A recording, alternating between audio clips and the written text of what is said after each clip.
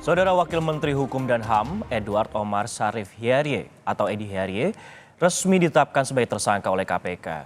Edi Hierye menjadi tersangka terkait kasus dugaan suap dan gratifikasi.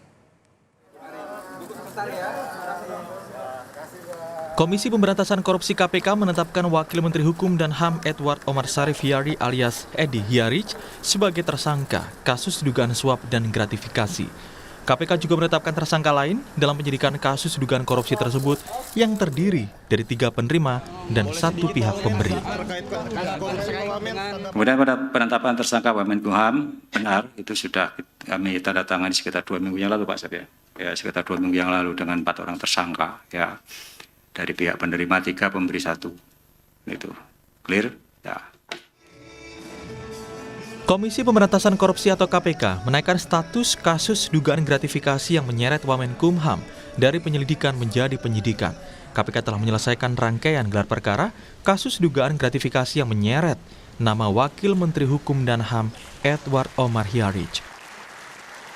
Saat ini semua proses penyelidikan oleh KPK itu sudah selesai dilakukan ya sebagai tindak lanjut dari laporan masyarakat yang diterima oleh KPK.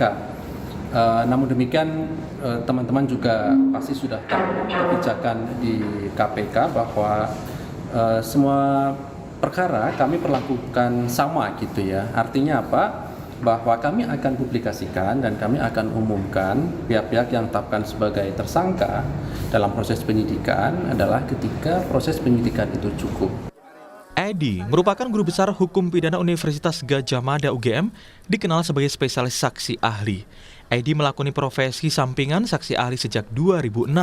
Ia berhenti setelah ditunjuk menjadi Wakil Menteri Kemenkumham pada tahun 2020. Edi Hierye pernah jadi saksi ahli pada kasus-kasus besar. Di antaranya pada sidang ke-14, Edi bersaksi dalam kasus kopi sianida Mirna Salihin. Dalam kesaksiannya, majelis hakim tidak ragu menjatuhkan hukuman kepada terduga pelaku meski motif pembunuhan belum terungkap.